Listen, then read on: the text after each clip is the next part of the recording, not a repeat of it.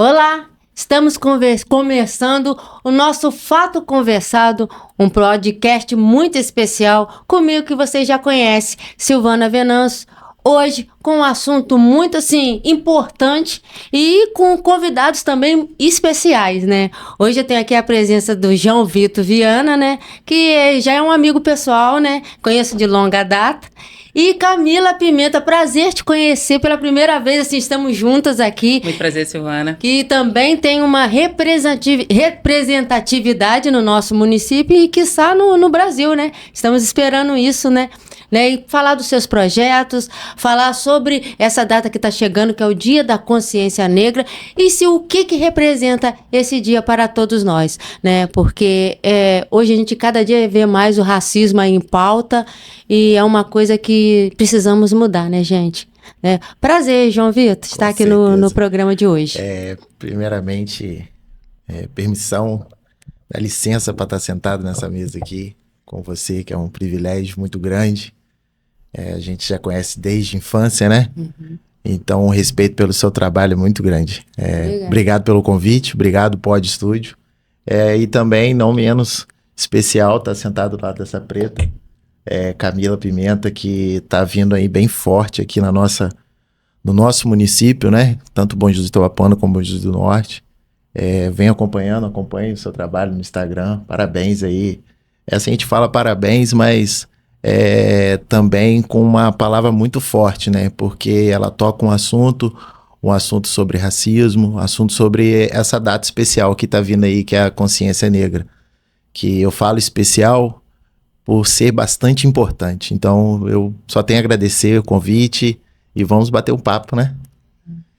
Muito bom. Camila, se apresente aí, porque, Camila, é um prazer mesmo conhecer você, porque eu conheci você através do Sandro, que falou assim, Silvana, você já viu o Instagram da Camila? Quem é Camila Pimenta? Nossa, não é uma influência comum. E aí eu fui ver, né, jornalista, fui stalkear mesmo, né, veio, e olha, eu fiquei impressionada positivamente. Tá faltando influências como você. Eu fico feliz, porque a proposta da criação do Instagram, que começou na pandemia, eu até falei sobre isso no programa passado, foi de criar conteúdo voltado para informação. Então, eu demorei um tempo para poder saber do que eu ia falar de fato. E aí, quando eu consegui encaixar, a minha preocupação tem que ser didático, porque a nossa sociedade carece de informação que seja acessível para todo mundo. Então, o objetivo da página foi esse. Eu fico muito feliz, que esteja dando resultado. Eu gostei que você produzindo conteúdo com propósito, que falta. Eu acho que hoje em dia, eu não tenho nada contra quem segue esses influencers. Posso até citar o nome, não quero ser processado, não tenho dinheiro, vou ser presa. Virgínia, outras pessoas, eu vejo milhões de seguidores, mas o que acrescenta? Eu falo assim, até que eu coloco, muita gente ri, que eu coloco no Fato Conversado, na minha mídia, assim, ó, puro suco do entretenimento. Notícia que vai mudar a nossa vida. Uma fofoca, tipo assim. Mas, realmente, o que vai acrescentar o nosso dia a dia? Né? Eu acho que está faltando muito isso, ter conteúdo com propósito que pode agregar. Eu acho que isso está faltando. Então, eu vou apresentar aqui todos vocês com um briefing aqui. Tô igual o Silvio Santos. Vamos olhar direitinho, ó. Camila Pimenta, vê se tá certo, é capixaba, professora, bióloga formada pela UF. Nossa!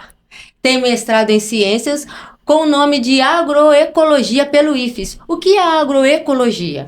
A agroecologia é uma ciência, eu ainda estou cursando mestrado, mas a agroecologia é uma ciência que tenta mitigar esse processo de degradação ambiental. Então, a gente está lá tentando aprender metodologias que vão ajudar a forma que a gente se relaciona com o meio ambiente no futuro.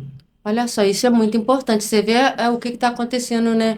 O clima está cada dia pior, as enchentes, isso é muito importante.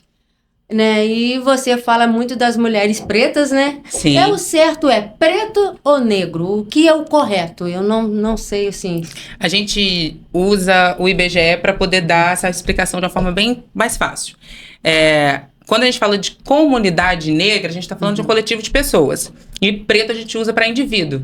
Então, quando o IBGE for te entrevistar, fala aquela mulher preta, aquele homem preto. E aí, quando a gente fala num coletivo, aí é comunidade negra. Ah, sim, não sabia. Perfeito. Mas vivendo e aprendendo, né? Ó, isso a gente tem que sempre aprender, né? Um assunto bem interessante. Isso, eu não sabia. E você participa também do Corre Coxia, que legal, é atriz? Tô nessa. Nossa, eu vi uns vídeos lá você cantando, nossa, cantando. Eu assisti ao vivo. Eu quero ser convidado, o pessoal do Corre Coxia, né? Imprensa, já tá. Imprensa tem que ser livre, não precisa pagar não, né? Aí eu pedi, sempre pedona, né? Mas você joga nas 11, como diz o outro, né? Exatamente. Então, qual o problema de ter podcast? Mais um. Mais um, exatamente. Então é nas 12. Vamos falar do João Vitor, né? Agora o briefing. Pai do João Vitor, famoso Vitinho. Gosto muito, só é vascaíno. E Ana Laura. Nascido no Rio e criado em Bom Jesus de Itabapana. Você nasceu no Rio? Nasci no Rio. Veio pra cá bem pequeno. Bem pequeno. Ah, tá. Isso é o mal de você conhecer a pessoa que está sendo entrevistada, né? Filho de Eleonora e João Coelho. Sodão, o nome dele é João Coelho? João Coelho. Gente, eu morri no... Sodão. Famoso, quem não conhece Sodão, né? E formado e pós-graduado em Direito Público pela FAMESC e trabalha no escritório Posidônio Advocacia e atualmente atua como assessor legislativo do vereador Denis Posidônio. Foi militar do Exército Brasileiro como voluntário e foi concursado pela Marinha do Brasil, onde pôde aprender sobre respeito e disciplina. E além de tudo isso, eu acho que uma coisa muito importante você ter, né, ministro do projeto social Reis e Rainhas das Ruas. O que é o projeto Reis e Rainha das Ruas? O projeto Reis e Rainhas da Rua, ele é um projeto que está vindo para mudar aquelas crianças lá daquela localidade que é Usina Santa Isabel, é Nova Bom Jesus. E começou pelo um sonho, né? Então, assim, eu já vou bem falar. Mas como que projeto. Você teve esse sonho? Como que você visou lá na Usina Santa Isabel? Há muitos anos atrás, eu já tinha um sonho de ter um projeto social voltado para corrida de rua. Porque eu já vi um projeto que tem no Instagram, né? Como a Camila falou, a informação e tudo, é um projeto Sim. lá da Bahia. E eu sempre falei, cara, que Bom Jesus seria legal, né? Eu faço parte hoje, sou um dos cofundadores do Bom Gerum, que a gente começou correndo, brincando, fomos treinando e participando de corridas. E aí eu sempre tive um sonho de ter um projeto social voltado para corrida de rua. Através da minha irmã, que hoje é Eloiane, que é bem atuante, Sim. lá na localidade de Nova Bom Jesus, na usina, com o projeto Colhendo Memórias, que é um projeto que trata da literatura, que parte a parte das ancestralidades, daquele povo. Vou trazer você também. Eloiane, ela abriu as portas para mim conhecer o projeto dela. E numa visita no projeto dela, do Colhendo Memórias, eu vi ali o material humano, né? O corredor, né? A gente que corre, né, Camila? A gente viu assim, nossa, as crianças aqui vai rolar. Falei com a minha irmã, ela deu a permissão para lidar com as crianças dela, né? Dela, que eu digo que ela já estava ali há 2 anos. E ela que foi a porta de entrada para aquelas 2 comunidades. Eu já sou da usina, minha família é de lá, meu avô é da usina Santa Isabel. Então, assim, foi conhecer também a Nova Bom Jesus. Então, ela nos abriu as portas. Se a gente quer falar sobre consciência negra, é sobre abertura de portas. E eu prontamente chamei uma amiga que há anos, quando eu falei que tinha um sonho, ela foi a primeira que eu pensei, que é a Tatá, Corre Tatá, Tainara. Sim. Chamei ela, falei, você tá comigo. E a minha esposa, Marcela, falamos, vambora junto, vambora. E começamos descalço. Foi um dia que a gente começou, reunimos, falei, criança, nós vamos começar um projeto de corrida, quem quer correr? Chegamos lá e não tinha tênis, eu fui com o meu tênis, Tatá, e eu falei assim, vamos tirar o tênis. Tiramos o tênis, no primeiro giro, que a gente fala na corrida, né? Fomos descalços, sentindo a terra deles, e a gente fala que a corrida, assim, não é só corrida, né?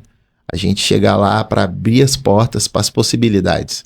que assim, quem sabe no futuro a gente possa ver um atleta olímpico despontando, e às vezes o atleta tá indo lá só pela descontração, pelo lanche, que a gente, na medida do possível, a gente fornece.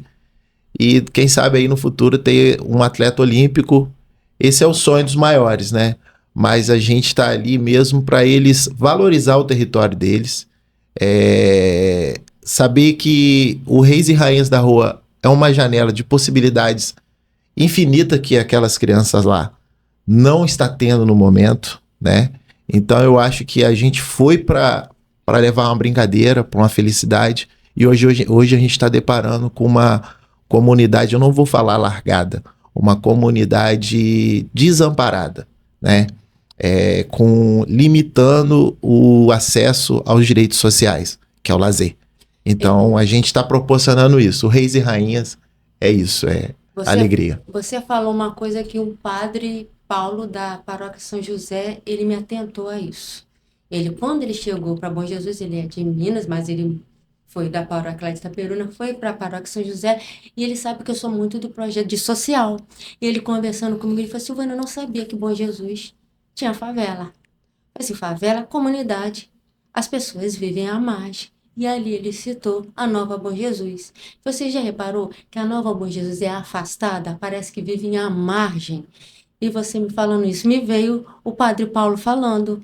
Sim. Que eles estão privados de tudo. Sim. Então, assim, aquele momento ali, eu chego a emocionar, eu sou muito sensível. Você dá aquele direito deles sonharem, deles serem alguém naquele momento. Sim. Você já conseguiu alguns patrocínios para eles terem tênis, essas coisas? Então, a gente... eu falo muito com a minha amiga Tatá, né? Que a gente fala assim, vamos fazer uma camisa. A gente não tem R$1. A gente assim cai para dentro, acreditando nos amigos, né? E hoje nós já contamos com 2 parceiros fixos, que é a Água Raposo, que nos fortalece a fruta semanalmente, e a Padaria Rock, que acreditou na gente desde o começo, né? Mandar um alô pra Padaria Rock. Olha pra câmera. Fajô, parceirona nossa, dá sempre os pães lá.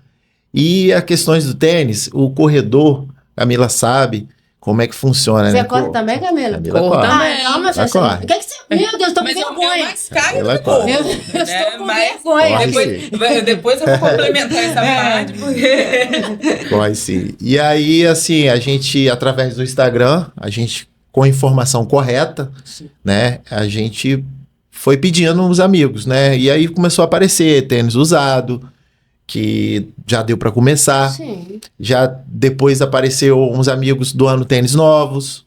E hoje, assim, não vou dizer que todos têm tênis novos.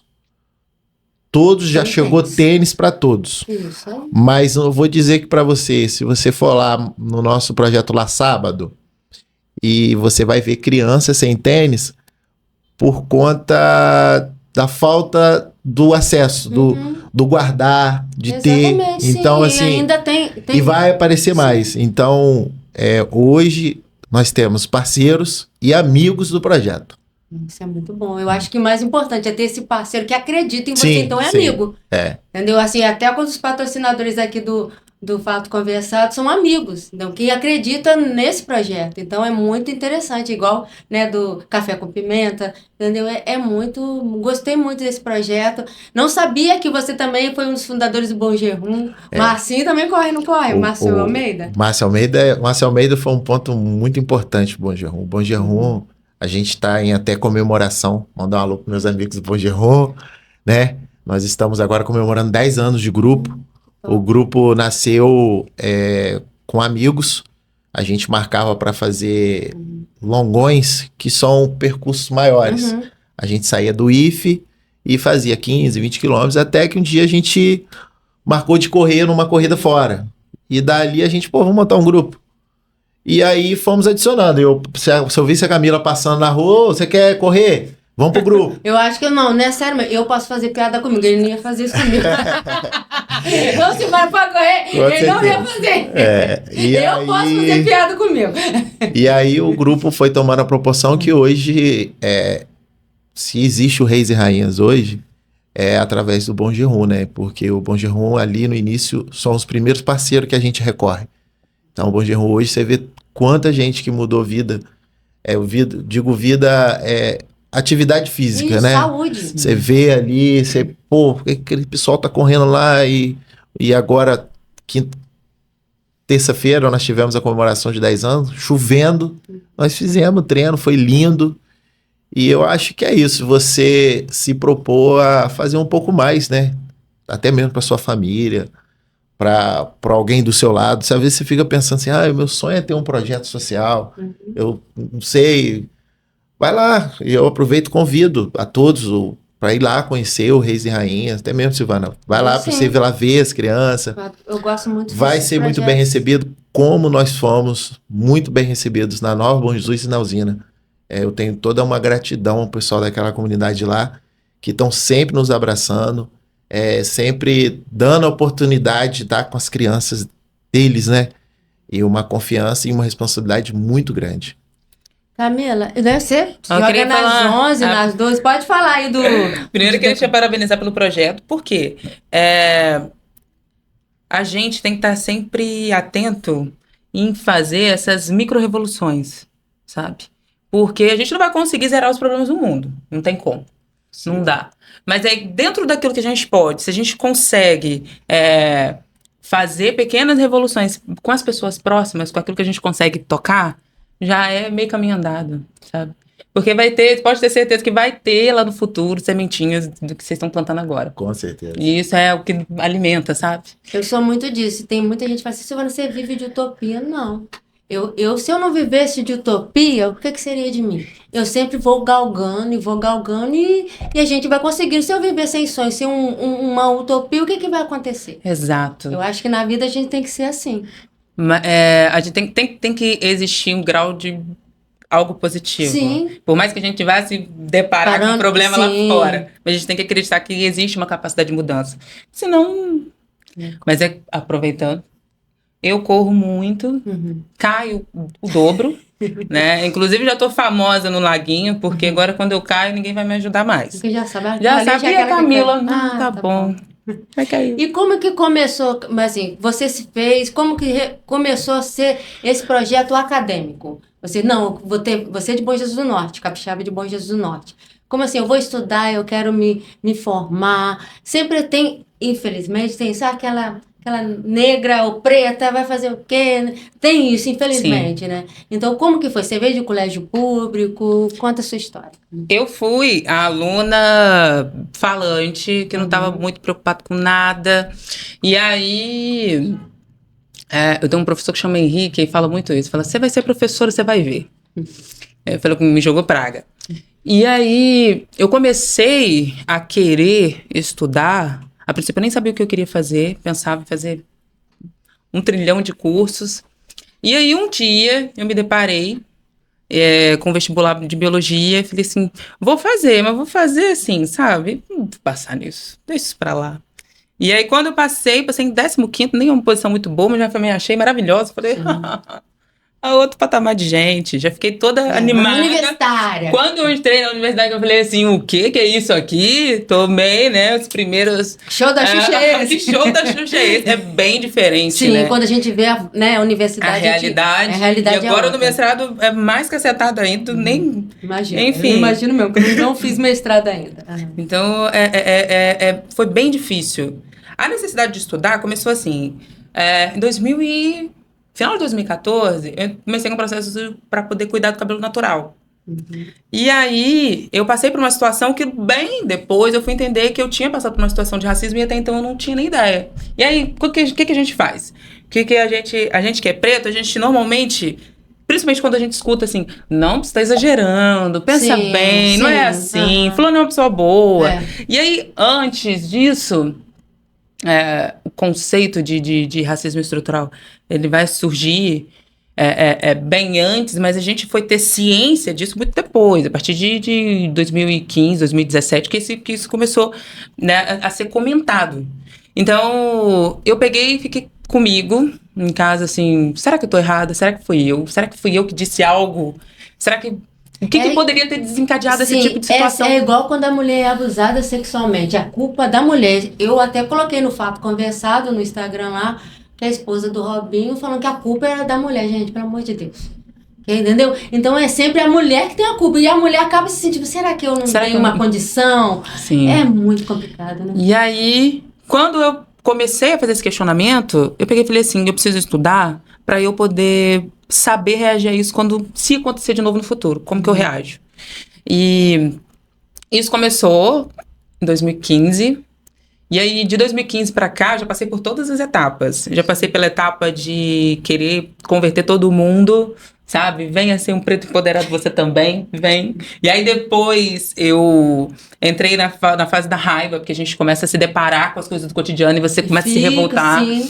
Então, eu falava assim, não, peraí, calma.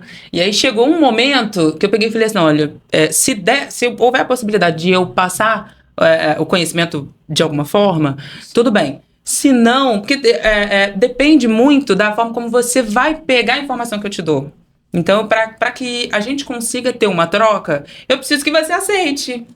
Tipo assim, vem ela começar a militar pro meu lado, né? Fica aquela coisa chata, o pessoal falando isso, né? Então, quando eu percebo que não tem possibilidade, eu simplesmente não faço mais. Mas isso foi com o tempo, foi um processo, assim, bem difícil até eu entender e chegar nessa compreensão hoje em dia. E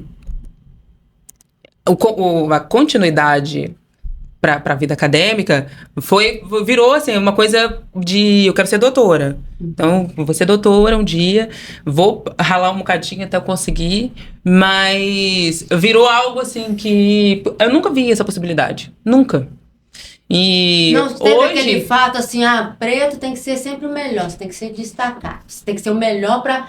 Eu sempre ouvi isso muito lá em casa. Meu pai falava assim, Sodão, né? Meu filho, já que você é preto, então seja metido. Eu não entendia isso lá atrás, não. Só sei que eu achava que tinha que ser metido. Tem isso. Mas como a Camila aqui, pegando o gancho que você falou, eu vim aprender, né, sobre racismo, sobre saber que eu estava sofrendo racismo ou não, tem 3 anos atrás, com os meus irmãos, Juliano e Elô, que vieram na pandemia para Bom Jesus com bastante informação, com bastante peso bagagem, do Rio, né?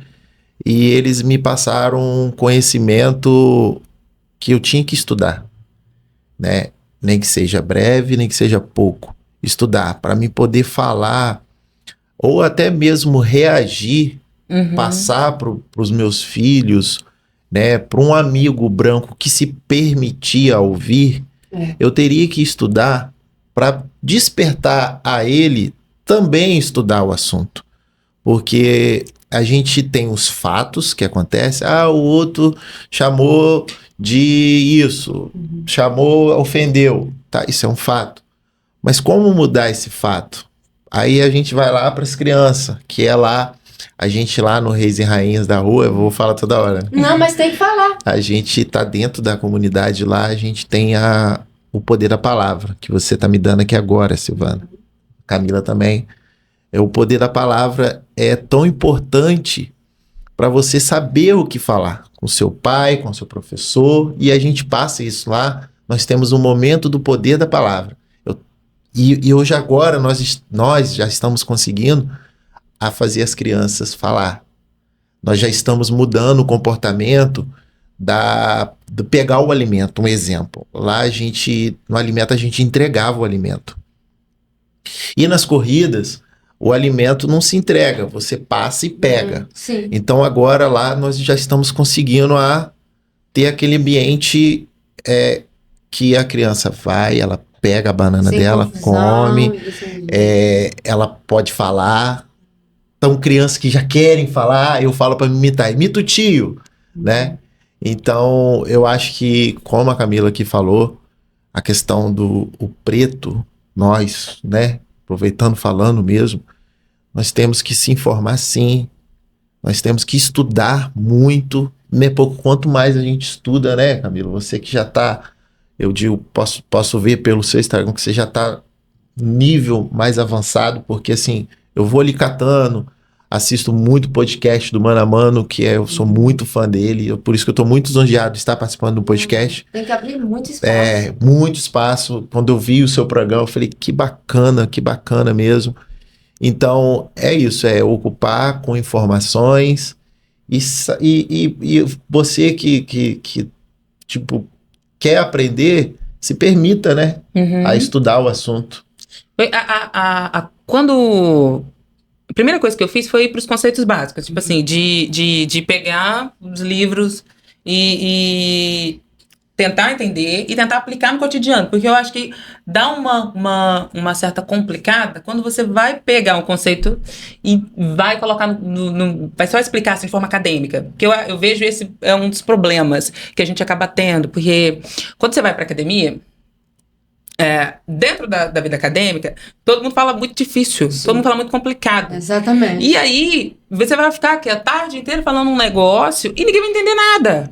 Então, por que, sabe? Foi o grande tiro, assim, de como que eu posso falar sobre esse assunto de forma simples para que todo mundo consiga entender, para que a criança que está em casa entenda, para que a senhora idosa que tá ouvindo, que agora tem bastante gente nova aparecendo na página, muitas mulheres, por conta do conteúdo que deu uma mudadinha nesses últimos meses.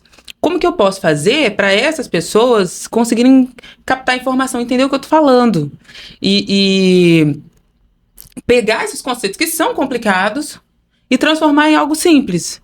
Porque aí a dúvida depois vai ser de como que isso vai se aplicar no cotidiano. E a própria pessoa que absorveu aquilo ali, ela vai começar a ver. Porque eu acho que o grande problema da gente explicar como é que funciona a questão do racial, a questão da história, da construção da história do nosso país, é que as pessoas estão tão acostumadas a viver dessa forma, que elas não conseguem enxergar isso no cotidiano. E aí, quando você pega e fala assim, olha só, isso, porque aconteceu por isso, que gerou isso, e hoje a gente tem essa situação que a gente vive, muda um pouco, porque aí, além de você entender que essa atitude é uma atitude problemática, você ainda aprendeu um pouquinho da história do seu país. Sim. Então, assim, é difícil, é um trabalho, assim, que você tem que ter uma vontade muito grande, uma motivação muito grande, e também depende, né, dessa abertura que as pessoas dão pra gente.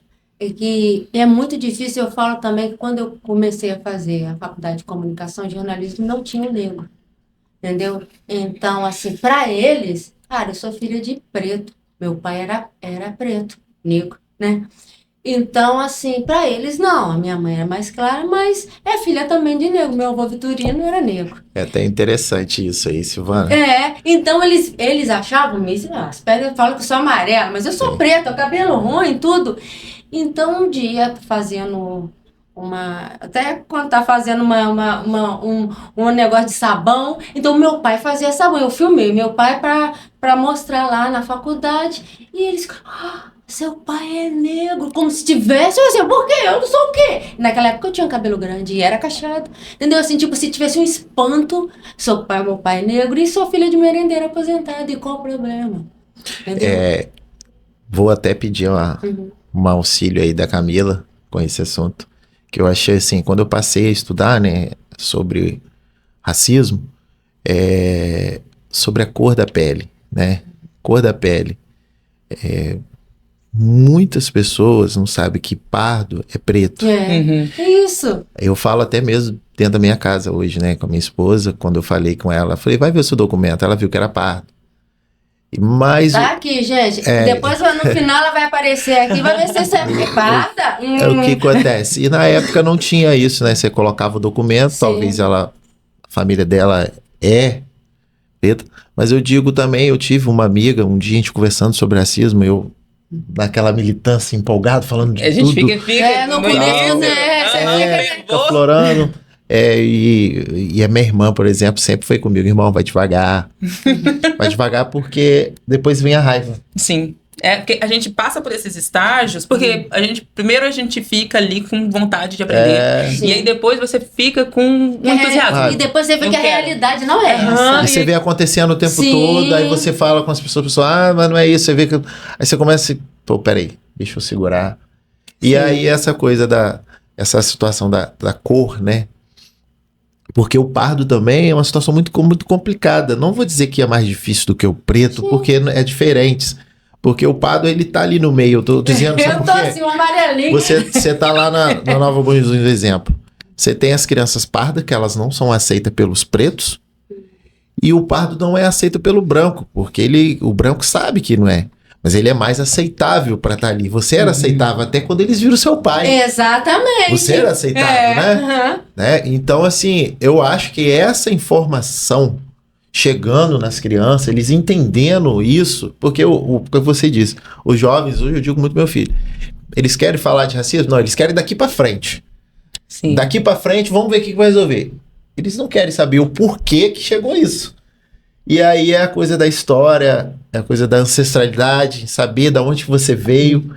Isso, eu te peço até essa ajuda, essa questão do pardo, do preto. Preto é pardo. Ainda tem muita gente com dúvida, Não, que não sabe. tipo assim, o cara foi no ano passado no censo do IBGE, aí chegou lá em casa, foi muito engraçado. E ele falou assim, fala a sua cor. Eu falei assim, que tem amarelo? Tipo assim, se você colocar amarelo, você é japonês, chinês, Sim. né? Eu falei assim, então tá, então bota aí que eu sou preta. Ele falou assim, tem pardo. Eu falei assim, então bota que eu sou pardo. Mas é uma coisa assim, aí ele... Onde que eu tô?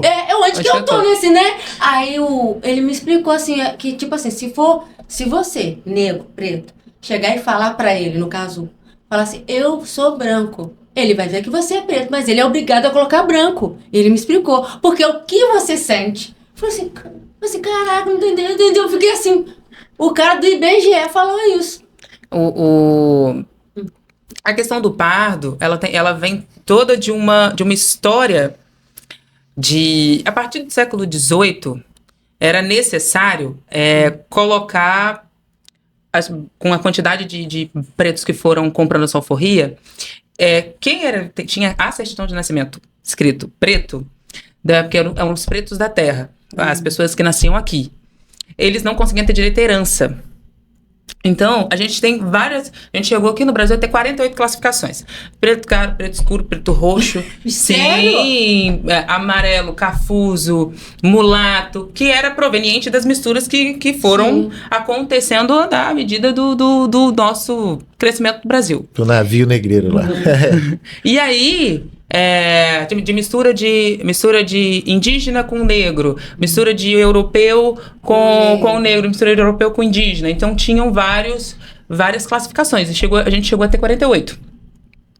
E uma das formas de se ter direito à herança foi com esse atestado de que essa pessoa era parda. Então tinha direito à herança, quando você era registrado como pardo, você conseguiria ter direito à herança. Sim. Então, a partir do final do século XVIII, com aquela ebulição da quantidade de escravizados que começaram a comprar sua liberdade, aumentou o número de pardos na população de preto livre no Brasil. E você acha que a escravização da ai, meu Deus, trava a língua. Abolição da escravatura. Você acha que realmente foi? Porque a gente continua sendo escravo. Exato. A gente é escravo da modernidade, exatamente. Né? Eu fiz um vídeo falando sobre isso no 13 de maio, que tem um escritor que eu gosto muito, que é o Laurentino, e ele faz essa analogia no final do volume 2 do livro dele, chama Escravidão. E ele fala o seguinte, que a escravização, ela acabou aqui porque o sistema se tornou obsoleto. A gente tem no São Paulo, na Bahia, de São Paulo não tem esse dado preciso, mas na Bahia eu acho que eram pouco mais de 700 mil ainda escravizados. O resto todo era população livre. Então, se eu tenho uma população livre de pretos crescente, porque criaram mecanismos de trabalho para conseguir comprar sua alforria. Então, essa população livre, crescente, comprando sua alforria, trabalhando, deixando herança para os seus descendentes, isso se transforma em algo de uma forma desenfreada. Entende? Em algum momento vai ter algum tipo de revolução, de rebelião. E o processo abolicionista muito grande acontecendo. E a gente, faz uma analogia muito interessante. A escravização só acabou porque foi um sistema político que se tornou obsoleto. Porque se eu tenho uma população preta gigante, livre, né, é um perigo iminente de ter algum tipo de rebelião no futuro. Tanto que os senhores de escravizados das fazendas de latifúndio, eles começaram a temer as revoluções. Então, se o escravizado queria algo, que começaram a se organizar em modelos para poder conseguir algo dentro dessa fazenda, que era uma fazenda de 800, 900 escravizados. Então, essa organização era um perigo para os senhores de engenho. Claro. Então, assim, a mudança foi... acaba com o modelo político da escravidão, porque a escravidão foi um modelo político, né, foi um modelo de sociedade, e introduz o capitalismo. Continua. E aí a gente tem a introdução do capitalismo chegando, e o mais doido disso tudo é que quem ficou escravizado depois quem ficou escravizado, não conseguiu comprar sua alforria até o 1888, fica sem ter condições de consumir. E a gente entra no modelo político de consumo. Aí eu te falo, isso lá atrás, né? Quando teve a libertação, né? Não teve nenhum preparo para assistência social que hoje reflete, né? Você vê o preto, o pobre, o acesso à justiça, o acesso a políticas sociais, vem lá de trás. Então, Camila falou aí sobre... Só uma troca.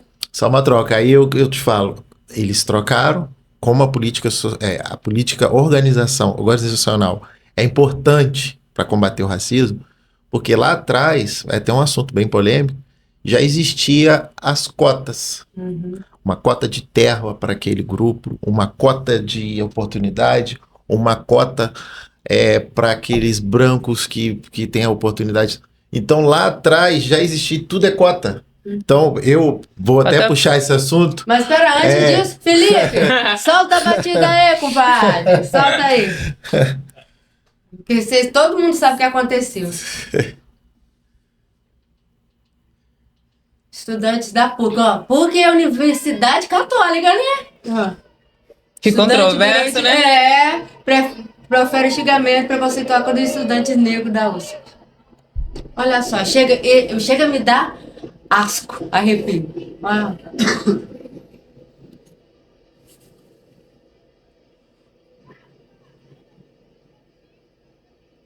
Tá bom, filho. E aí, fala sobre isso, que eu não consigo, eu fico... Então, tudo é cota lá atrás. Isso. Como eu, preto, você contra a cota hoje. Né? Então, isso que eu ia falar, vocês são a favor da cota? Porque sim. Muitos, vou falar a verdade, a favor da cota racial, no começo eu não era a favor da cota, por isso eu acho, poxa, pelo amor de Deus, gente. Eu acho que não precisa, eu acho que a gente tem que valer. Eu sou muito assim, tem que valer, a gente tem que valer, né? A gente parece que tá dando uma miséria, tá dando um... Então, assim, no começo, hoje eu penso diferente, mas no começo eu era contra. Eu achava que tava, tipo, dando uma migalha para você ter direito. Eu só posso dizer, Camila, vem com uma aula para nós não, aí. Porque a gente fala, né, João Vitor, a gente fala, depois a Camila eu com um pouquinho de informação de eu nenhuma, eu tô aprendendo com vocês, entendeu? Então, assim, eu digo, como ser contra, né? E eu me fugiu o que eu ia falar. Me fugiu o que eu ia falar. Mas, enfim... são falas de Sueli Carneiro, né?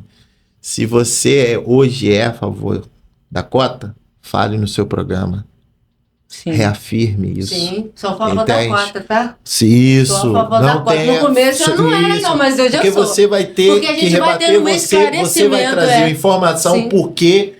Então, fale, bate de frente, porque... Vão tentar, estão tentando acabar até virar uma lei constitucional, não, né? Até para medicina. Nas universidades, eu queria até mandar um abraço para o Flávio Mussa, psiquiatra de Campos dos Goitacazes, que mandou um texto lindo, que eu repostei, né, nas minhas mídias, que até para os estagiários médicos, eles estão querendo tirar as cotas dos negros, né? nos hospitais universitários. Então, assim, tá cada dia pior. Então, assim, pior, mas também com avanço, né? Nós temos a lei de cotas, é um avanço. Isso não. Tipo, e a gente tem que lutar por isso. Pra E aí manter. que você vai esclarecendo. O início é engraçado. Tem o... Mas no começo, Lívia. você, na hora que veio, você também teve esse questionamento, tipo assim, ou não? Não, que bom, sou a favor da cota, ou não? Ficou assim, Não, eu sei será que a gente precisa? Então, na adolescência, eu acho que foi porque era ainda uma discussão. Sim. A lei de cotas, ela vira uma lei em 2012, no governo da presidente Dilma. E a gente sempre teve cota ao longo da nossa história. Cota para filho de fazendeiro nas universidades. Colégio militar, para filhos de militares. Sim. Então, Usineiro lá na usina, só alguns filhos dos fazendeiros podiam fazer a universidade. Exatamente. E isso nunca foi um problema. Exato. E quando a gente vai falar de história, qual a referência que a gente tem? A gente tem a abolição acontecendo. Posteriormente, todos os orientais, os espanhóis, os italianos chegando no Brasil. A gente tem novela da Globo falando sobre isso. E eles receberam dinheiro, ferramenta de trabalho, terras para trabalhar. E tem na história do Rio de Janeiro... E é verdade isso, Camila? Que muitos falam que eles trouxeram de lá, os italianos, outros, Sim. para não ficar, para mesclar, para não ter só preto. Ele tentaram fazer o Brasil uma Europa. Existe isso é fato? Não, e não só. A ideia era branquear o Brasil. Não para poder mesclar, não. Era branquear mesmo. E a retirada dessa população negra pós-escravização dos centros do Rio foi imediata. O bairro Liberdade, em São Paulo, era um bairro negro. Por isso que se chama Liberdade. E vira um bairro oriental depois, porque a ocupação aconteceu posteriormente e essas famílias que moravam ali foram despejadas, né? Então, a ideia de transformar o Rio de Janeiro numa Europa aconteceu. Não só pela a população branca que chega, mas também o pombo, o pardal, mais um monte de outros animais que vieram junto para compor essa ideia de Europa, de branquear o nosso país. A gente tem hoje vários animais que fazem parte da nossa fauna que vieram de Europa para cá. E é muito interessante, né? Porque essa ideia de branquear e deixar com que essa população negra fique à margem, ela perdurou, assim, até 1950. A gente tem leis até esse período de cerceamento dessas pessoas ao acesso à educação. A gente teve várias leis. Acho que até 1851, preto não podia frequentar a escola. Foi lei. A Lívia Vaz, que é uma escritora muito importante, ela tem um livro que chama Cotas Raciais, que é da série Feminismos Plurais, e ela trabalha todos esses processos que foram acontecendo ao longo da nossa história. Então, se eu não me engano, eu acho que foram 3 leis, 13 ou 14 leis que negavam o acesso da população negra à educação. O que vocês acham agora? Ultimamente a Globo tem colocado muitas novelas com negros protagonistas. Então, assim, eu também sou desconfiada com tudo. Jornalista Mas não, estão querendo mostrar uma coisa falsa. Eu sempre sou assim. Aí eu falo até pra minha irmã, agora embreteceu tudo. Não, isso aí tá muito estranho. Né? Até que vai na festa da novela, que há muito tempo não tinha tanto ibope. Né? Então, assim... Tudo agora estão botando negro para protagonista. Ô, Silvana, eu desconfio de tudo. Deixa eu te peço permissão antes da nossa amiga aqui falar. Essa mesma desconfiança, né, por preto, e eu também por despertando, vendo, lendo, vendo um monte de coisas, as pessoas falando, até às vezes eu assisti num podcast sobre isso. Eu perguntei ao meu irmão. Meu irmão hoje é cineasta, faz um trabalho bacana aí. Com várias publicações já de material, ele e Elô foram agora agraciados aí com prêmio. Com prêmio não, com o trabalho da Lei Aldir Blanc. O Juliano com fotografia, Lô com a parte de literatura. São representantes. Então, eu tô querendo fazer essa menção que não é a Globo fazendo, não. É o preto chegando. É o preto se colocando no local, no papel de diretor, não só de ator. É o preto chegando com produto. Então, nós estamos chegando. Por mais que talvez a gente, por não pesquisar o assunto, a gente não consegue, a informação não chega. Sim. Né? Porque tem todo o sistema.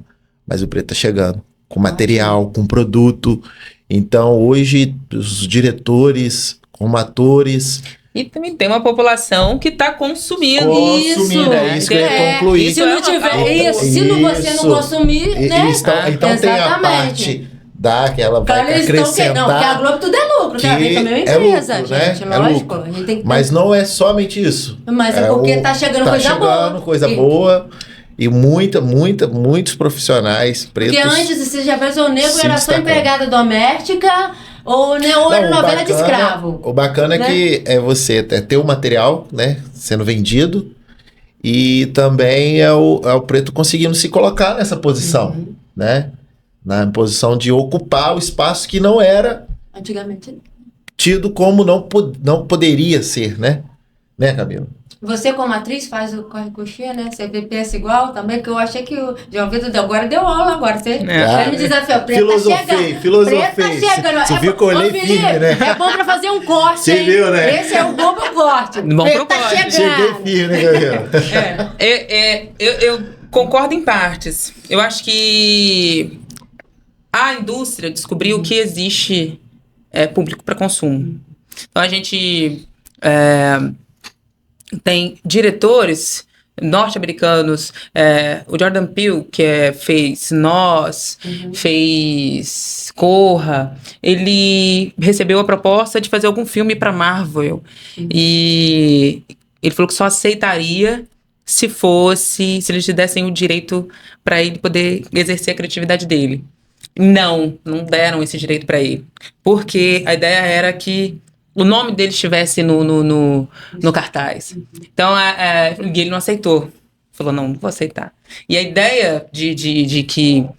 porque se eu vou lá no cinema e vejo o nome dele, imediatamente eu vou falar, vou lá assistir, porque o cara tem filmes extremamente emblemáticos. Tem representatividade. Sim, a gente vai lá assistir, tem que dar, né? Quando é filme brasileiro e atores e atrizes, diretores pretos, eu tento fazer o possível, dar o meu jeito. Pode estar certo sem dinheiro que a gente dá um jeito de ir. E a indústria percebeu isso, percebeu Sim. que existe uma vontade dessa população negra também, que está aqui agora consumindo, estudando e buscando cada vez mais informação. E essa população vai assistir o que tiver. Vai. Se você fizer um filme... foi qual que eu assisti? O Hércules com Dwayne Johnson. Aí você fala, pelo amor de Deus, vou lá assistir aquele cara de 3 metros de altura. Teve um outro filme que teve toda uma polêmica. Eu acho que é do Adão Negro também.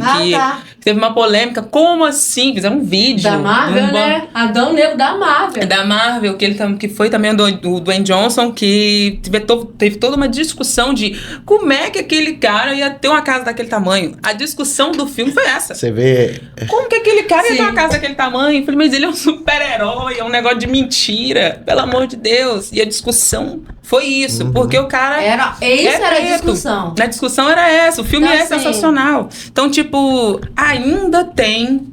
Sempre vai existir, sempre vai ter a galera que vai tentar dar uma puxadinha assim, não, peraí, será que é bom mesmo? Qual a possibilidade de ter uma juíza negra? A gente teve uma novela que Ai, meu pai, esqueci o nome da atriz. Depois eu vou... Érica Januza. Foi a juíza. Então, mas será que... esqueci também. Mas fez sucesso pra caramba. Fez um sucesso danado essa novela. E o questionamento foi... Mas a gente tem que olhar, procurar saber quantos juízes que formam por ano.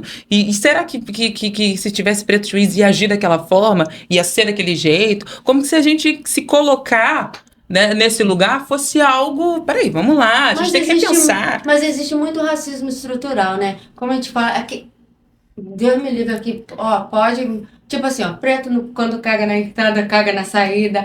Tem o que mais? Só podia ser preto. Preto de alma branca. Essas coisas é muito... o neguinho. Tá falando, neguinho fala um negócio, neguinho.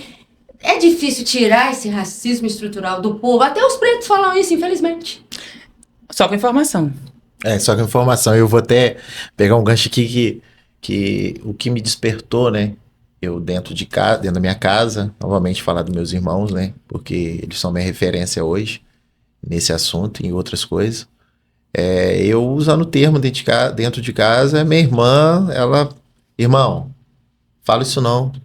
Você sabe o que é isso? Maria Carolina, minha sobrinha que é negra, simplesmente ela fala, eu vou te processar. Você sabe eu falo brincando com ela, eu vou te processar. Tem que ter um cuidado também para falar, tipo, porque não adianta se ela viesse me cobrar, eu talvez teria a defesa, né? Ela falou assim, irmão, você sabe o que significa? Sim. E como eu estava buscando a informação, eu vou dar um exemplo, que aí a gente já vai partir para um outro assunto que é interessante, que é o cabelo, né? Eu fui falar com meu filho, falei, vai cortar essa cachopa. A minha irmã veio, irmão, você sabe o que significa cachopa? O que é cachopa? Eu não sei, não. Tive que procurar no dicionário. Então, procura no dicionário. Nossa, ele só me deu patada. Que vergonha, gente. Olhei pra câmera. Não. O que é cachopa? É um termo não legal, né? Eu prefiro não reproduzir. Tá.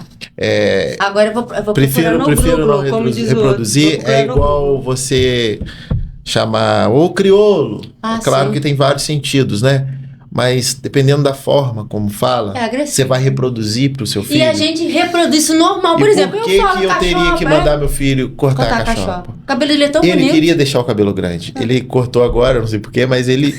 Então, assim, eu fui criado, infelizmente, quando eu era pequeno, meu avô Horácio Viana, lá da usina Santa Isabel, era muito bravo da usina. E eu sempre quis deixar o cabelo crescer porque eu gostava de cortar cabelo, achava legal. Só que tinha aquela afirmação que tinha que cortar. Uma vez eu tomei uma coça do meu avô dentro da barbearia. Isso me marcou profundamente. E eu nem sabia, e eu levei isso pro resto da vida. Eu contava isso como engraçado. Porque o meu avô era bravo, porque eu tive pouca passagem com o meu avô. Né? Então isso era de poucas memórias. Eu falei assim, uma vez meu avô me deu uma coça no barbeiro porque eu chorei que não queria cortar, ele arrancou o cinto, me bateu e eu sentei lá e cortou meu cabelo. Mas era a sensação que meus pais passavam, meu pai, né, que tinha que cortar para ficar limpo.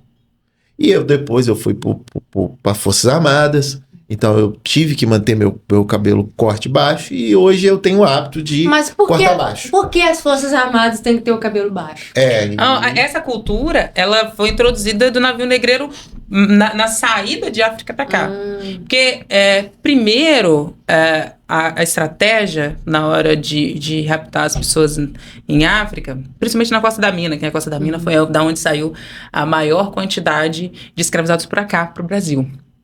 Aliás, o Rio de Janeiro é a cidade que mais recebeu cativos africanos do planeta. Não foi a Bahia. Não foi a Bahia. Campos do Goitacazes também, né? Não, o Rio recebeu porque o Rio era capital. E no Rio foi construído o Cais do Valongo. Então, se eu não me engano, até 1871, antes de proibir o tráfico de escravizados, o Rio recebeu quase 48%. Então, de todas as cidades do planeta, o Rio de Janeiro, porque o Rio era o centro onde as pessoas chegavam e depois elas eram dispersas, né, pelo Brasil. Mas o Rio foi essa cidade que mais recebeu. Então, raspar o cabelo, porque a gente tinha uma relação, as mulheres africanas, elas tinham uma relação com o cabelo muito grande. Então, o turbante queria dizer muita coisa. Se a mulher estava de luto, se a mulher era solteira, se a mulher era casada, se tinha filhos. Então, o turbante tinha toda uma uma relação com a sociedade, assim como os penteados. Então, o penteado da mulher que era de uma posição mais alta em África, mulheres que eram líderes, mulheres que eram religiosas, enfim. Então, o cabelo tinha toda uma relação. Então, quando entra no navio negreiro, a primeira atitude do colonizador era raspar a cabeça. Porque quando você raspa a cabeça, aquela pessoa não tem mais identidade. Porque quando ela está em África, ela é alguém porque o cabelo diz quem ela é. Não só a mulher, mas também os homens. Então, quando entra no navio negreiro, tem que raspar o cabelo, por quê? Porque perde a identidade. E a quantidade de línguas presentes em África também fez com que esse processo de, além de eu não saber quem... Porque quando nós não falamos a mesma língua, mas você pode me reconhecer pelo meu penteado. Então, você que tá ali... Hoje tem ainda na Índia, em todos os lugares tem essa cultura. Sim. Então, a gente não fala a mesma língua, porque a gente pode ser de tribos rivais, enfim. Mas aí, você pode me reconhecer, saber qual a posição eu ocupo, quem eu sou, de acordo com o meu cabelo. Eu te falo, só concluindo lá, da coça que eu tomei no barbeiro, né? Aquilo dali, assim, marcou... Porque eu via que não era o que eles queriam, mas era uma coisa que tinha que ser feito pelo meu avô, pelo meu pai. Então, assim, eu conto essa história não com raiva do meu pai, por questão de informação, entender por que eles tinham que obrigar. E hoje eu vejo as crianças, igual meu filho, que deixou o cabelo crescer, eu vejo outras crianças fazendo corte. Aí é o lance do produto ser vendido, né? Hoje tem as pretas mais empoderadas, porque tem um produto para ser vendido. Não é isso, Camila? Na época que eu entrei em transição, tinha o SEV e seda. Seda era mais acessível. Eu SEV era coisa... assim, só a Thaís Araújo usava. Aí agora tem Juba, tem não sei o quê. Não, agora tem uma infinidade de marcas, desde a mais acessível até a que custa R$100. E vou chegar nisso. E quando você tem 300 e tralala, quem dera, depois eu quero mais dicas, porque eu sou jornalista, eu falo que só não fumo porque eu não posso. Porque eu sou jornalista das antigas, que toma café, Coca-Cola e sou zero de... Não sei, assim, ter influência, essas coisas de Instagram. E você tem 300 e tantos mil seguidores. Como que Não, isso tudo não. Sei lá, quando que... Mas foi muito. Quando que você começou com... Eu vou chegar lá nessa pergunta. Quando você começou a ver que tem tanta... Né, o pessoal... Tudo te segue, que você também, coloca um produto ali, e se já te procuraram para você fazer isso, uma publi, né? Tipo assim, de cabelo? De cabelo, de alguma coisa assim. Ainda não. E aceitaria? Ainda não. Aceitaria. Mas hoje a gente tem muitas mulheres fazendo conteúdo de cabelo. E você acha legal? Eu acho muito legal. Então, se você não vê nada... Não, porque quanto mais pessoas falando de pele... da pele negra. Falando de pele, de cuidado de pele. Tem homens falando de cuidado de pele, tem mulheres falando de cuidado de pele, tem mulheres falando de cabelo, falando de cuidado capilar.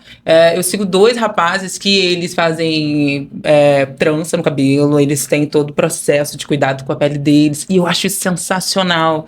Porque a gente precisa disso, para falar sobre a nossa autoestima, autocuidado, de se cuidar e mostrar para as pessoas que elas podem fazer isso também, que tá tudo bem, que tá tudo certo, que a gente tem que achar o produto que dê certo para o nosso cabelo.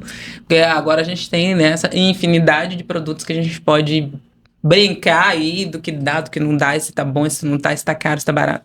Então, quando eu passei pela transição, isso não era uma realidade. Em 2015, era extremamente caro. 2017 começa aquela explosão das blogueiras, né? Do YouTube. Isso. E quando elas aparecem, a Seda lança um monte de produto. E aí, automaticamente, foram lançados vários outros produtos alternativos à Seda.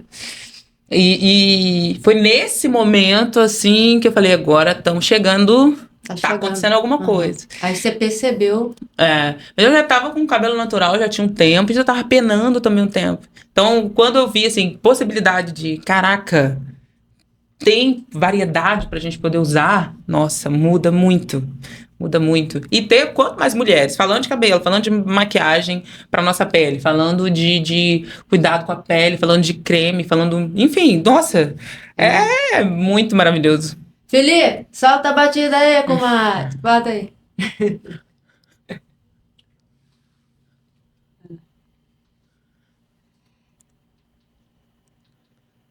Não, agora do salário. Falar de dinheiro, do dinheiro, né? Falar da projeção do salário mínimo do ano que vem, que saiu a futura projeção.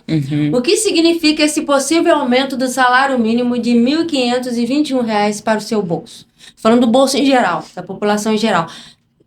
Eu penso que melhorou um pouco, porque não estava nem reajustando de ano a ano.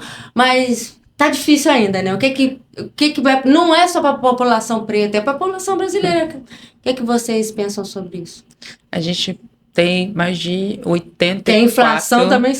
Mais de 84% da população ganha o salário mínimo. O que sobra tá aí dividido entre...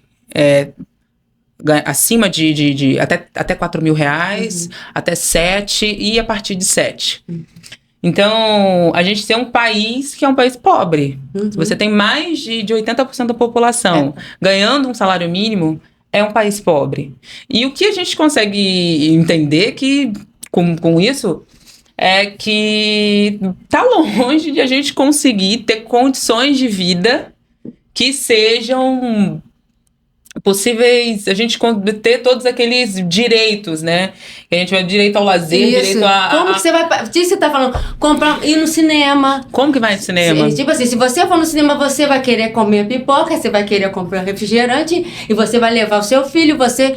É complicado, né? É complicado, porque direito a essas questões que são básicas, com o salário mínimo não dá. É muito, muito complicado, assim. Não sou economista. Mas ninguém aqui é. A gente tá opinando. Tá opinando. Eu acho que, assim, a situação no Brasil, no modo geral, tá muito difícil, né?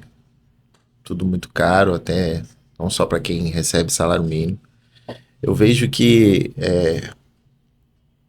hoje, as pessoas hoje que vivem em situação periférica, na favela, que vivem hoje de um Bolsa Família, né?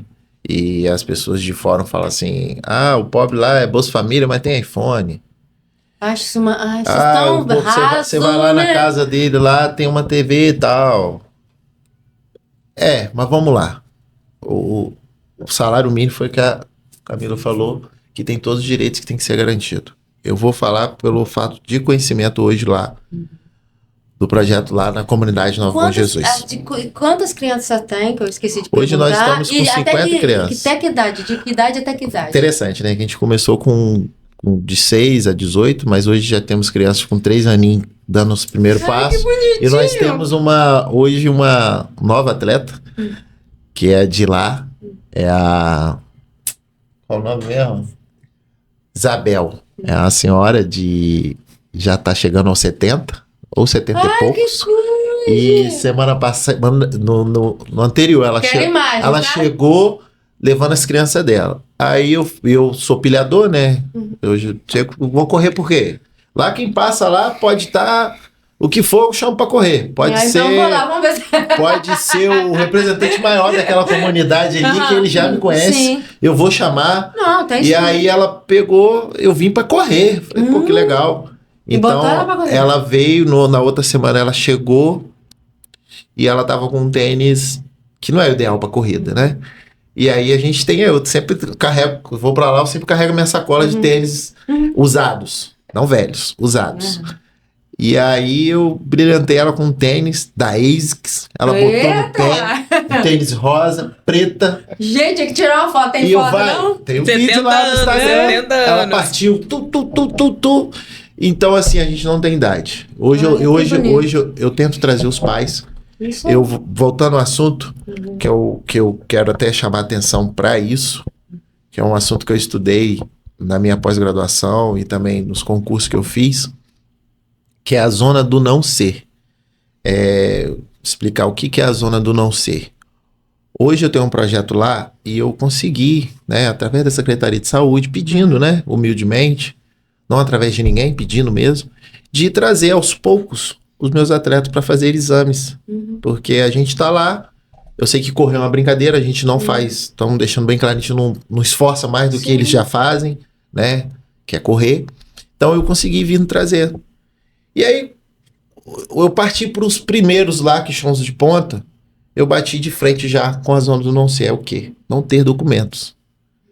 Então, não existe, né? Você não existe para o Estado. Não existe. Né? A zona do não ser, e a criança não tem uma carteirinha do SUS, você não tem uma identidade. Então não tem vacinação, não vacina. O Estado não está ali de uma forma concreta. E lá na frente, que infelizmente é o que possa acontecer, essa criança se envolver em algum ato criminoso, ela estando na zona do não ser, o Estado vai ser mais firme ainda com esse indivíduo. Então, você falar de salário mínimo para pessoas que hoje não têm a dignidade, é até... Aí fala, você vê se a bolsa... É o que tem. O pobre tá lá, tá tomando uma caixa de latão de Heineken. Por que ele não pode? É isso que eu acho assim, incrível. Tá, ele deu preferência do que dar comida. Eu dei a cesta básica. Então, peraí. Né? Então, acho que essa é a atenção dessa palavra, zona do não ser. Quem não conhece, pesquisa. Porque tem Bom Jesus, está acontecendo. Eu estou falando de uma comunidade específica, que é a Nova Bom Jesus, mas eu tenho certeza que sim, que a realidade também, ela se replica. E é muito interessante, porque essa é um questionamento que é antigo a gente teve aí questão da JoJo falando do Bolsa Família, que não sei o quê. E o que você achou disso? Desnecessário, né? É porque a ideia no momento do marketing dela tá sendo muito bom. Ideia de chamar... Eu preciso lacrar o tempo todo, eu preciso correr atrás de o tempo todo. E vai exatamente de encontro àquilo que politicamente ela tá pregando. Né? E, ela tá causando essa polêmica para que o nome dela sempre permaneça na mídia. E permanecendo na mídia, ela tem alguma possibilidade política no futuro. Mas falar mal do programa de governo, de transferência de renda, é algo assim que primeiro que exige um mínimo de entendimento de quando eu entendo que esse dinheiro estava em posse de uma pessoa e agora eu tenho 1 milhão de famílias que têm uma possibilidade de compra com esse dinheiro, movimenta o PIB de uma cidade. Movimenta a economia de uma forma... A gente tem dados e dados falando sobre isso. Eu não aguento mais isso assim. Você não tem que dar o peixe, tem que ensinar a pescar. Aí vai pescar com fome? Sim. Você vai pescar, você vai fazer alguma coisa com fome. Tem gente... Você vai encontrar pessoas que são contra a merenda escolar. Não, sim. Mesmo sabendo absurdo. Quando a criança tá com fome, ela não aprende. Porque a célula neural precisa de carboidrato para funcionar. Não, eu falo por mim. Eu tenho esses problemas eu não passei fome, né? Eu tenho esse problema, vou deixar aqui, eu tenho esse problema motor devido à anorexia. Porque eu não como. Quem não come que uma mesa cheia. Eu não como. Olha o que eu tenho. Não, graças a Deus não afetou a minha cognição. Mas afetou meu problema motor. Eu parei de andar, eu não sou Gabriela, não nasci assim. Entendeu? Então eu falo que a pessoa precisa se alimentar. Eu tô falando desse problema que eu tenho para dizer que a pessoa que não come, como que ela vai fazer as coisas? Exatamente. Como que ela vai ter uma atividade normal? Então, assim, as pessoas não pensam. Sim, a Carolina Maria de Jesus, ela tem uma frase que ela fala assim, que foi um livro que eu li e ouvi o podcast, que doeu de mim de diversas formas, que ela fala, a fome tem cor e é amarela. E ela fala outra coisa, ela tem mais outras 2 falas que são muito interessantes. Ela fala que um dia ela desmaiou de fome na rua porque ela deixou a comida para os filhos dela comer. E falaram que ela estava bêbada. Então, passou um homem, olhou para ela e falou assim, tá aí bêbada, né? Então, até na forma como a gente reage a isso, vão tentar criminalizar. Sim. Essa coisa da alimentação, né? E falar de racismo é interessantíssimo. Eu assisti um podcast do Mano Brown com a negra filha do Gilberto Gil. Flora... Flora Gil. Bela Gil? Bela Gil. A Flora é a mãe. Bela é aquela que faz nutricionista. Mais uma na cozinha é coisa que eu também já não gosto de comer, já não comeria mesmo. E ela falando sobre o racismo na merenda escolar, né? Como essa coisa do alimento na escola, né? E dessas, de tantas outras informações, o que eu achei muito interessante nesse podcast foi o que a Camila falou. Uma mãe preta, pobre, né? Ela sai cedo de casa para ir cuidar numa casa, trabalhar de doméstica, né? Cuidar de um filho de branco. E ela vai chegar lá, ela vai trabalhar, vai chegar em casa à noite. O que ela vai reproduzir dentro de casa? Ela tem que dar conta de fazer a comida dela. Ela faz perfeitamente lá para o filho do branco. E falando dessa forma assim, gente, branco e tal, para definir mesmo sobre o assunto que a gente está falando, né? E o que a criança do branco come? O biscoito, Doritos. Então a mãe, ela quer também dar isso pro filho, né? Sim. Ela quer comprar um celular bom pro filho. Isso é a coisa do reproduzir. Que isso tá dentro. Ela acha assim que tá querendo dar o melhor pro filho. E aí, voltando para merenda escolar, hoje você vê a merenda, porque o Estado não deveria investir na comida boa mesmo, saudável. Comida que vem sem agrotóxico, vem do produtor rural daqui mesmo. Tem tantos produtores rurais. Então hoje você vê tudo hidrogenizado, aquela coisa. Em Bom Jesus do Norte a gente já tem esses programas. Essa parte eu vi. Não, Bom Jesus do Norte tá bem avançada. Parte do meio ambiente lá, tem contato com o Incapé, o cuidado com a agricultura familiar. Então as crianças consomem, assim, é bem bacana. E eu fico feliz, porque isso é muito difícil, gente, de aplicar. Muito difícil, quase Camila, impossível. agora eu vou falar uma coisa pra você. Você fala que joga nas 11, na 12, na 13, 14. Como que é fazer já vai sair, né, o Café com Pimenta?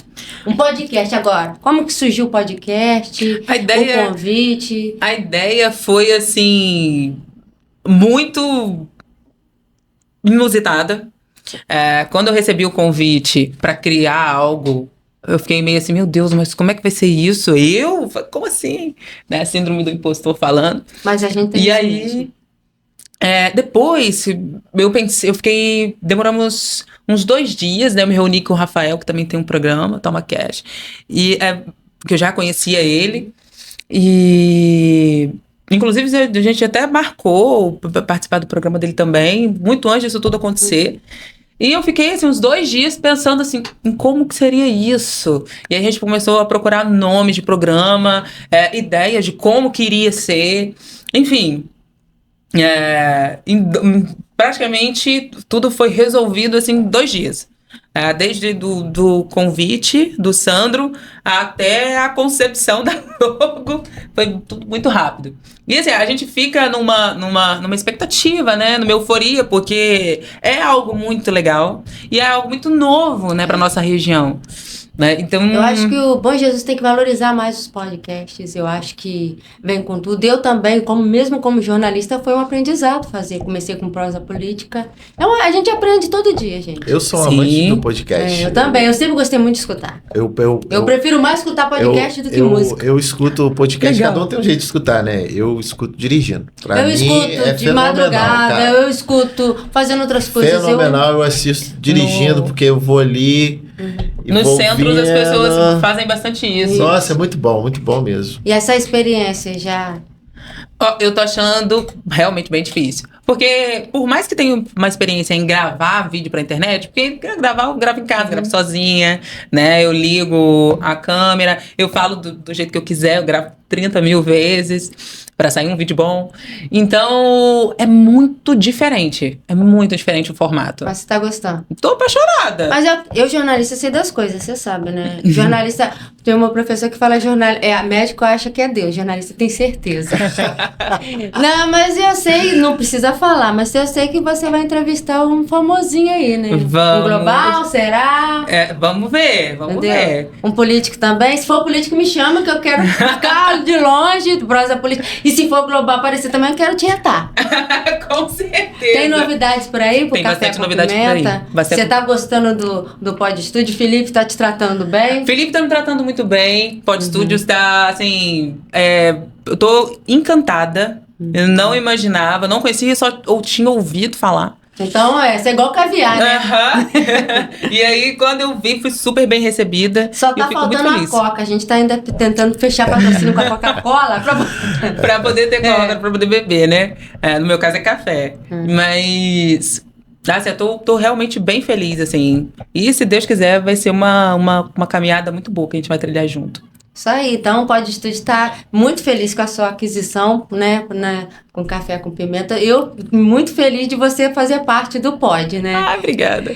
E, João Vitor... Quero falar do Pod. Não, eu quero falar do Pod, não. Eu quero falar... Amanhã é dia da Consciência Negra. Eu não sei quanto que vai ser editado, mas dia 20, dia da Consciência Negra. O que representa esse dia? É preciso ter esse dia da Consciência Negra? Para ter consciência negra? Olha, Silvana, eu acho que sim. É porque o nome já fala, né? Consciência negra. O que eu vejo que deveria, né? Talvez é o meu pensamento, né? Deveria não só fazer a parte da consciência negra, dos eventos, que isso é importantíssimo, né? Os eventos igual nós temos lá em Rosal. Se Deus quiser, amanhã eu vou estar lá com as meninas lá. Isso que está sendo publicado? Sim, que já tem bastante tempo que elas fazem o movimento delas lá. E convido todos a ir lá em Rosal, né? Eu acho que não só os eventos, mas também como tem que ser falada a palavra racismo. Que eu vejo que até o preto mesmo tem medo de falar. Ao meu ver, o racismo é uma ideologia, né? Que difere de um grupo que está... vou falar a palavra, no alto, sendo inferior ao outro, né? Então, eu acho que essa palavra a gente não tem que ter medo de falar. Porque foi criado, às vezes, pra gente não falar, pra ser, pô, esse assunto é chato, racista, tal. Então, assim, o racismo tem que ser colocado em pauta o tempo todo. Não sendo chato nem inconveniente, né? Mas se você está falando de consciência negra, eu acho que essa palavra racismo tem que andar junto, né? Porque se você não tem como distinguir uma coisa da outra. Você está falando da cultura negra ali, da parte da dança. Você sabe que hoje, amanhã, 20 de novembro, com o dia da consciência negra, vai ter a dança, vão ser aceitos essa dança. E outros momentos, que é o que você quer chegar, né? Então, é o racismo. Né? E me ajuda aí. A gente precisa do Dia da Consciência Negra. Eu acho que transformar em um feriado nacional foi, graças a Deus, algo muito importante, porque quando a gente fala da construção da história do nosso país, a gente sabe o tamanho da contribuição da população negra para que a gente tenha toda a estrutura de Brasil que a gente tem hoje. Tudo que a gente fala, a gente tem a contribuição no vocabulário, a gente tem a contribuição na história, a gente tem a contribuição no trabalho. Então, a gente tem a contribuição de várias personalidades para a construção dos centros, para invenções que a gente tem hoje, enfim. Então, a contribuição da população negra para o Brasil, ela é infindável. E ter um dia para que a gente lembre da contribuição dessas pessoas é sensacional. Eu fico muito feliz que isso tenha acontecido esse ano e que amanhã vai ser o nosso primeiro feriado, né? Do Dia da Consciência Negra. Agora... E o racismo? O racismo, ele é uma invenção, uma necessidade política. A gente fazendo uma análise simples, a escravização aconteceu por uma necessidade política. A gente começa a escravização apenas pela uma palavra que o Laurentino usa. Ele fala que os primeiros escravizados que chegam em Portugal foi o primeiro país a escravizar pessoas negras, mas esses primeiros escravizados eles eram muito caros, então o negro era visto como um artigo de luxo. Então, quando a escravização é instituída aqui no Brasil como método de trabalho e acontece todo o tráfico negreiro, a partir de 1535, a gente tem a introdução de uma nova ideia. O preto não vai ser mais um artigo de luxo para a família de português que tem condição de pagar alguém para ir lá buscar e trazer para cá. O preto passa a ser a peça fundamental no trabalho. Então, a gente vai ter diversas teorias sendo criadas ao longo desses 400 anos para poder esse sistema continuar. Então, o racismo ele é uma necessidade para que a economia gire. Então, eu preciso ter pessoas que vão ser consideradas inferiores para que eu tenha pessoas que sejam consideradas superiores. E eu acho que, só concluindo o que a Camila está falando, a organização política é essencial para esse enfrentamento. Sim. Você tem lá de trás os movimentos negros, né? E nós temos em Bom Jesus um movimento negro. Né, Camila? Você lembra? Te convidei que você não pôde ir. Eu acho que é interessante a gente retomar, né? Nós temos as reuniões lá com a nossa colega Silvia, que estão aí lutando. Então, a organização política, Silvana, ela é muito essencial para esse enfrentamento. A gente não é minoria, a gente está desorganizado. Muito E quando a gente começar a se organizar, Exatamente. a mudança vai acontecer em massa, né? E aí, estamos chegando. Estamos chegando. Gente, assim, eu falo que eu sou privilegiada de ter um podcast, de chamar pessoas assim que agregam, que eu aprendi hoje, assim, e vocês dois me deram aulas assim insuperáveis que eu só tenho a agradecer mesmo. João Vitor, assim, você me deu uma aula, hoje você me botou assim, entendeu? Eu tenho de agradecer, eu quero mesmo participar do seu projeto, quero ir participar, não é impossível, mas eu vou lá, vou olhar, eu quero poder ajudar no que for preciso, que olha, tô assim, foi um programa muito emocionante de estar aqui hoje. Bacana. E o bom do fato conversado é poder conversar dos assuntos pertinentes. E isso é muito bom para mim, que é jornalista, de falar relevante, com propósito, né? Isso que você bota no seu Instagram, né? Então, a conversa com propósito, que se mudar pelo menos 2 pessoas, o modo de pensar, para mim, para mim já ganhei, já valeu a pena estar aqui. Muito obrigado pela sua presença, João Vitor. Eu que agradeço, Silvana, e você usou uma palavra muito importante que se usam muito nesse período e por nós que somos pretos a gente ouve, que é o privilégio, né? Isso lá atrás já falava sobre racismo, sobre o privilégio de estar. E é claro, assim, para estar aqui também, eu tive que me preparar por respeito ao todo o estudo que você vem fazendo, todo o trabalho que você vem fazendo em Bom Jesus. Não é em vão, né? Sei que é difícil, eu sou fã já, né? Obrigada. E então, assim, é um privilégio estar aqui, né? Trocando firmando aqui com a Camila, um assunto muito importante. E eu, assim, é aquilo. Eu vinha estudando lá atrás por interesse, achei bacana e fui aprofundando, fui me assustando e hoje estou buscando informações para não saber o porquê. E hoje eu estou vendo o porquê, né, através desse convite, como a informação que eu busquei há 3 anos atrás está sendo reproduzida. Sim. Interessante. E eu quero falar aqui, que você falou, já chegou falando, né? Já te agradecendo. Cadê o recebido pago? Cadê o recebido pago? Gente, tem que ter recebido. Quem vê o programa tem que ter recebido. Brincadeira, tá, Camila? Eu não sabia! Sacanagem! Eu não tava preparado, porque assim, eu nem falei com as minhas amigas lá, minhas irmãs, né? A Tatá, a Marcela, minha irmã, que eu ia trazer essa camisa. Essa camisa que você, Silvana, vai receber porque o convite foi feito por você. Mas eu quero que represente todo o pessoal do Pod Studio, inclusive o nosso amigo, né, Jean, que foi o criador dessa logo, né?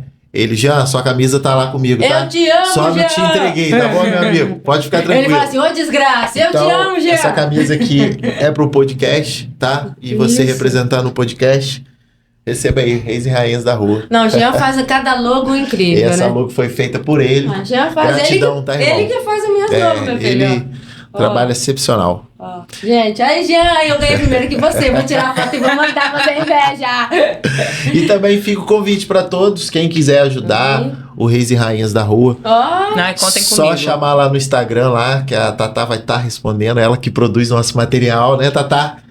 E quero agradecer a todos, agradecer a comunidade da Nova Bom Jesus e da usina Santa Isabel por receber a gente, aceitar a gente aí dentro, né? Que é muito difícil, né? Então, obrigado Camila. E eu que até agradeço, ó, agradeço, ó, Jean, fazer o quê, né, meu filho? Obrigada, tem que ter recebido. Camila, porque você não sabia, mas tem que ter recebido. Tem que ter A próxima recebido, você entendi, vai... pode deixar. Entendeu? Camila, ó, antes de mais nada de te agradecer, você não vai contar não quem vai vir, não? Não posso. quer spoiler? Não posso. Quer spoiler? Não É posso. global, eu conheço? Conhece? Acho que todo mundo conhece. Nossa. Porque, ó, você sabe Você que eu quero... sofre de ansiedade?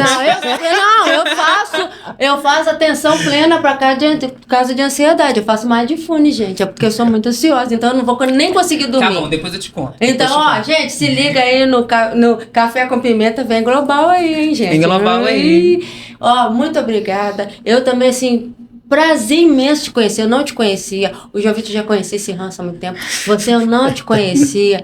Assim, eu tô impressionada. Você é inteligentíssima. Você já tinha me falado, ó, Silvana, ela é muito inteligente. Eu falei assim, meu Deus, tô até com medo.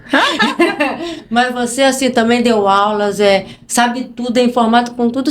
O podcast já é sucesso. Isso aí Amém. é fato. Amém. Né? Não é fato conversado, mas é fato que o Café com Pimenta já é sucesso e muito obrigado. E eu quero ir no Corre com o Xi, eu quero participar de tudo aí que você tiver. Com Que certeza. eu sou sua fã agora, conheci, sou sua fã. Vai ter convite, tá? Próximo ano, Corre com Chia. Tem que... A gente vai conversando. Sim. Tá? Primeira fila. Isso aí, primeira fila da imprensa, cara, jornalista. Você o bom do jornalista é que você não ganha dinheiro, mas você ganha glamour. Aí você consegue entrar nos lugares. Dinheiro você não tem. Mas tem glamour. Tem glamour. É Mas muito obrigada, eu tô assim, muito feliz por ter recebido vocês nesse dia tão, né, importante para todos nós, ó. Obrigado, Felipe. Obrigado, Maria Carolina, minha sobrinha, né? Obrigado, Marcela. Marcela, ó, guerreira, hein? Atorar João Vitor. Guerreira, hein? Tá? Obrigada a todos que acompanharam esse podcast, um dos melhores que eu já fiz. Falo de coração, Bacana. né? Do fato conversado. E espero que vocês continuem acompanhando e fiquem com Deus, hein, tá? Até logo.